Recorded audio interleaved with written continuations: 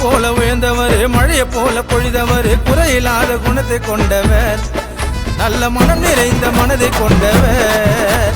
பேச்சியிலே நாயமுண்டு பயனடங்கும் அவரை கண்டு மதிய கொண்டு விதியை ஜெயித்தவர், மன தைரியத்தால் அதிகம் ஜெயிப்பவர். உயிரை போல நினைக்கிறாரு உடம்பெரு பகம் அண்ணன், நம்மளுக்காக இருக்கிறாரு மைக்கேல் அண்ணன்.